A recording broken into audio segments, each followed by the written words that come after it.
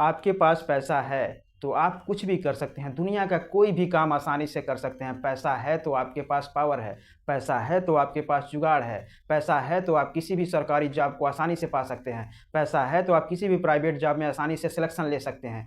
ये मैं नहीं कह रहा हूँ, ये मेरे विचार नहीं है। मैं इसलिए कह रहा हूँ कि इस देश में ऐसी घटनाएँ हो रही हैं जिस पर मैं आज चर्चा करने वाला हूँ। नमस्कार, मैं मनीष कुमार। सबसे पहले बात करते हैं, एक नाम है जो बहुत चर्चा में है, नाम है पूजा खेडकर, एक ट्रेनी आईएएस ऑफिसर हैं। उन पर आरोप लगाया जा रहा है कि उन्होंने यूपीएससी में सिलेक्शन फर्जी तरीके से लिया है। उन पर आरोप लगाया जा रहा है कि पूजा ने यूपीएससी में 2 प्रमाण पत्र फर्जी लगाए हैं। पहला कास्ट सर्टिफिकेट, दूसरा है डिसेबिलिटी सर्टिफिकेट। सबसे पहले हम बात करते हैं कास्ट सर्टिफिकेट पर। पूजा ओबीसी कैटेगरी से आती हैं, ओबीसी कैटेगरी के क्रीमी लेयर से आती हैं, लेकिन उन्होंने सर्टिफिकेट लगाया नॉन क्रीमी लेयर का। हम आपको बता दें कि क्रीमी लेयर में वो लोग आते हैं जिनकी सालाना आय 8 लाख से ऊपर होती है, वो क्रीमी लेयर में आते हैं। पूजा के पिता के पास 40 करोड़ की संपत्ति है, खुद पूजा के पास 17 करोड़ की संपत्ति है। तो वो सवाल ये उठता है कि वो नॉन क्रीमी लेयर से कैसे आ सकती हैं, उनका नॉन क्रीमी लेयर का सर्टिफिकेट कैसे बन सकता है, कौन से वो अधिकारी थे जो उन्होंने नॉन क्रीमी लेयर का उनका सर्टिफिकेट बनाया, क्या सर्टिफिकेट बनाते समय उनकी जांच नहीं हुई, इस बात पर सवाल उठ रहा है अब। दूसरा है डिसेबिलिटी का सर्टिफिकेट। पूजा बताती हैं कि वो दृष्टिबाधित हैं, मतलब उनको कम दिखाई देता है और मानसिक रूप से अस्वस्थ हैं। उस तरह से इनका मतलब इन दोनों सर्टिफिकेट के आधार पर उनका यूपीएससी में सिलेक्शन हुआ। सिलेक्शन के बाद जब उनको मेडिकल के लिए बुलाया गया तो वो मेडिकल के लिए नहीं गए। बहुत प्रेशर करने के बाद, मतलब चारों तरफ से जब प्रेशर पड़ा तो मेडिकल कराने गए, लेकिन उन्होंने एमआरआई नहीं कराया। उन्होंने एमआरआई नहीं कराया क्योंकि एमआरआई से पूरे शरीर की जाँच हो जाती है, इसलिए उन्होंने एमआरआई नहीं कराया। बहुत फिर प्रेशर दिया गया तो उन्होंने एक प्राइवेट क्लिनिक से एमआरआई कराकर रिपोर्ट भेज दी और यूपीएससी में सिलेक्शन ले लिया।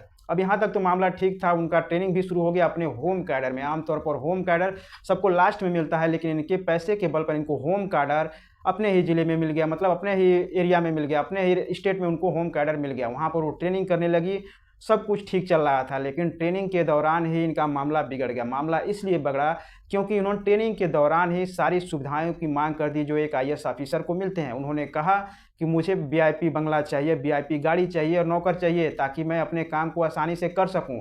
अधिकारियों ने बताया कि ये ट्रेनिंग आईएएस ऑफिसर को अलाउ नहीं है, मतलब इस समय आपको कोई सुविधाएं मतलब नहीं दी जा सकती, आपको वो नॉर्मल ही सुविधाएं मिलेगी जो सबको मिलती हैं। उन्होंने अधिकारियों पर दबाव डालाया। ये बताया जा रहा है कि खुद उनके पिता ने भी उन अधिकारियों पर दबाव डालाया, लेकिन अधिकारियों ने गुस्से में आकर मतलब उनकी शिकायत कर दी और तब से उनका मामला बिगड़ गया है। लोग अब उनकी कुंडली खंगाल रहे हैं कि ये ऑफिसर कौन है जो ट्रेनिंग के दौरान ही इतनी डिमांड कर रहा है, तो ट्रेनिंग पूरा हो जाने के बाद ये क्या करेगा। मतलब अगर इसके हाथ में पावर आ गया तो ये पावर का दुरुपयोग करेगा, सदुपयोग नहीं करेगा। एक आईएएस ऑफिसर के पास इतनी रिस्पॉन्सिबिलिटी होती है, उसको इतनी जिम्मेदारी दी जाती है कि वो देश के मतलब उस तमाम मुद्दों को मतलब कवर करे, उनको समस्याओं को उठाए, समस्याओं को समाधान करे, इसके लिए वो एक आईएएस ऑफिसर को बनाया जाता है। लेकिन इन मैडम के तो नखरे अपना ही प्रॉब्लम गिनाने लगी, मतलब ट्रेनिंग के दौरान ही। तो ट्रेनिंग के बाद इनके क्या प्रॉब्लम होंगे, इसी सब बातों पर सवाल उठ रहा है कि इनका सिलेक्शन आखिर में हुआ कैसे। मतलब इतनी ज़्यादा घोटाला करने के बाद मतलब किन अधिकारियों ने जांच किया, कैसे जांच किया, किन सर्टिफिकेट बनाया उनका और इनका सिलेक्शन कैसे हो गया, इन्हीं सब मुद्दों पर बात हो रही है। खैर छोड़िए मामला, मतलब उनका मतलब जो चल रहा है चल ही रहा है, लेकिन ये मामला उन लोगों के लिए अब गंभीर विषय बन गया है जो वास्तव में रियल में डिसेबल हैं, रियल में मतलब उस कैटेगरी में आते हैं और उनको इस आरक्षण की ज़रूरत है।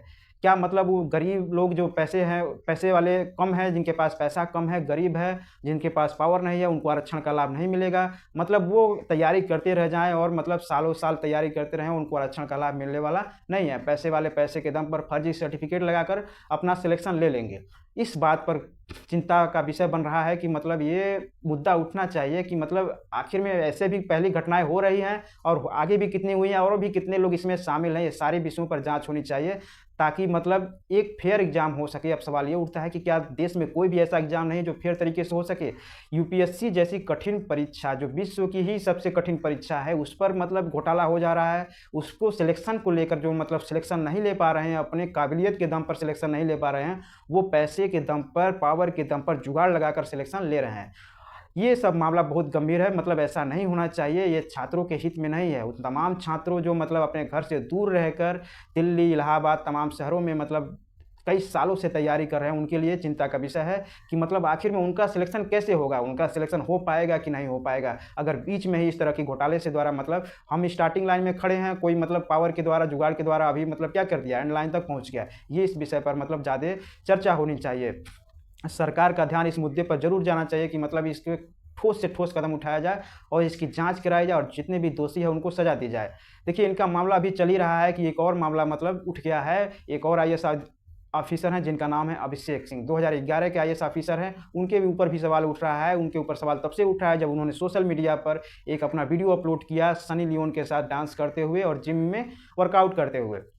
उन्होंने भी डिसेबिलिटी सर्टिफिकेट के द्वारा यूपीएससी में सिलेक्शन लिया था। अब सवाल ये उठता है कि उन्होंने बताया था कि मतलब वो पैर से मतलब थोड़ा-सा असमर्थ है, मतलब पैर से उनको चलने में दिक्कत है। तो सवाल ये उठता है कि मतलब पैर से चलने असमर्थ आदमी इतने अच्छे से डांस कैसे कर सकता है, इतने अच्छे से वर्कआउट कैसे कर सकता है? इस बात को लेकर उन पे मामला छिड़ा हुआ है। खैर अभिषेक सिंह ने बताया कि मतलब जो भी मतलब उन्होंने ट्वीट करके अपनी सफाई दे दी है।